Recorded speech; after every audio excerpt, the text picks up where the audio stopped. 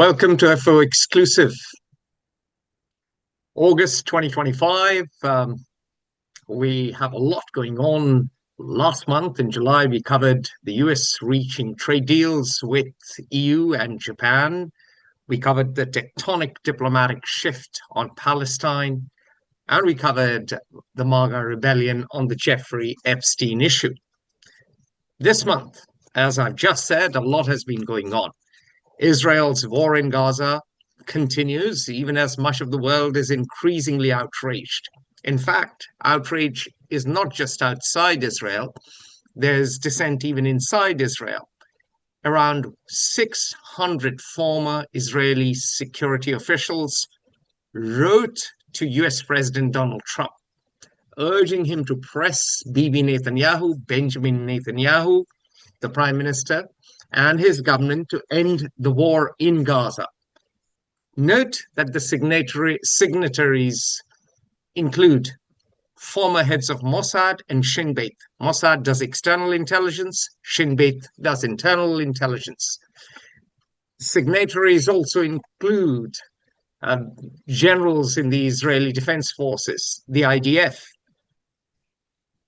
The letter these worthies have written to Donald Trump says that Israel has accomplished its military goals against Hamas. The letter goes on to say that the deal to release the remaining hostages in Gaza could not take place while the conflict still raged. So watch the space, a lot going on in Israel-Gaza. Of course, Israel has extended its offensive. Bibi's government is unmoved. The right-wing nutters in his government, and those are not my words, those are Joseph Olmert's words. You can watch his videos on our YouTube channel and on our website. Ben Gvir and co. Continue to be powerful.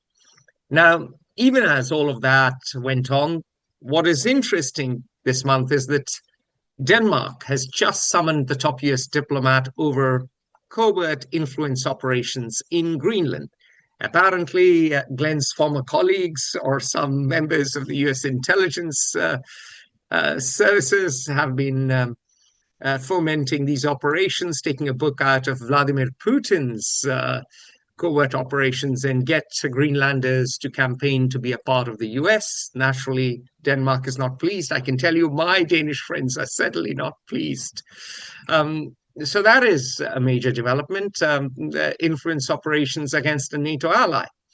On the positive side, Donald Trump has supposedly brokered a deal between Azerbaijan and Armenia. So maybe there's one great achievement for him to get his Nobel Peace Prize. Armenia and Azerbaijan have fought many skirmishes and indeed wars. Azerbaijan has kicked out all the Armenians from Nagorno-Karabakh, and there was tension even over Nakhchivan. You can read more. We have pieces on it, including a piece by yours truly. But that supposedly now is all over. There'll be peace for our times, as Neville Chamberlain once memorably said. And speaking of Neville Chamberlain, let's talk about Europe. Immigration this month has taken center stage. So what has happened regarding immigration? Well, the Italian government, who's led by Giorgia Meloni, and who is supposedly from the right or far right, certainly, some claim she's far right, even fascist. Who knows? She's very popular with Donald Trump and Narendra Modi and a number of European leaders. I'll talk about fascists once we get there. Pardon me?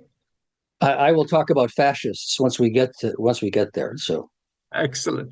Well, Giorgia Meloni's eye roll is very popular. And Giorgia Meloni, or Lady Georgia, is probably rolling her eyes, and she has reacted furiously. Her government has reacted furiously to a ruling by the European Court of Justice.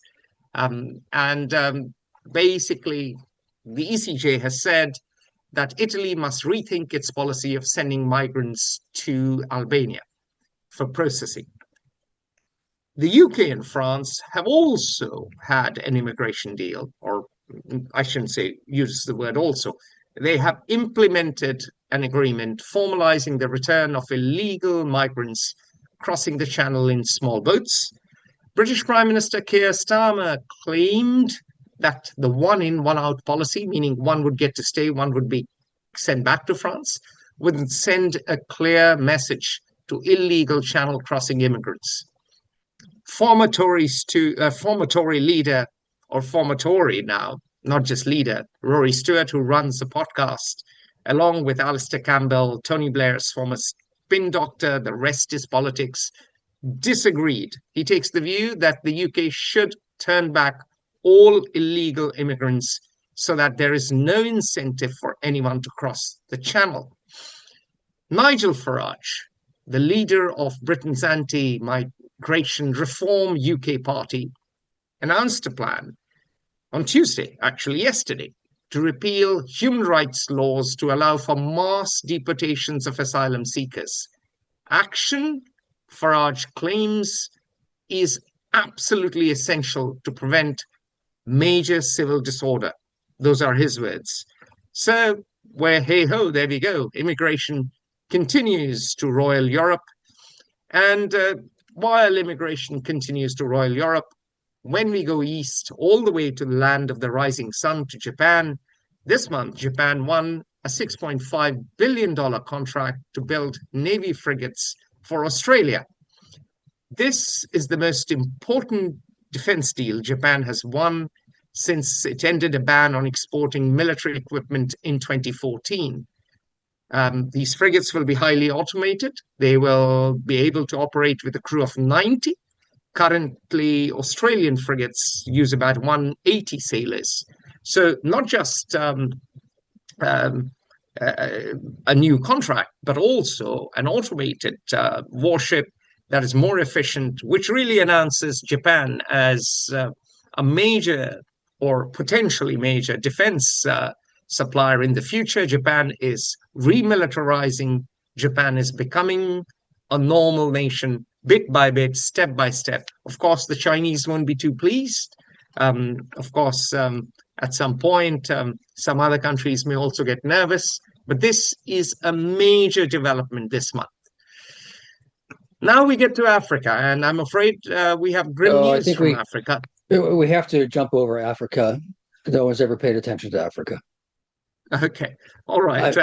Basically, violence continues in both Sudan and the Democratic Republic of Congo. And let's go on to Bolivia, where something major has happened. Remember, there was a time in Latin America, socialists were on the ascendant, the pink tide had taken over. Now, after 20 years in power, Movement to Socialism, MAS, won barely 3% of the vote in the first round of Bolivia's presidential elections. Rodrigo Paz, a centrist, came in first. He will face off Jorge Quiroga, a right-wing former president, who came second.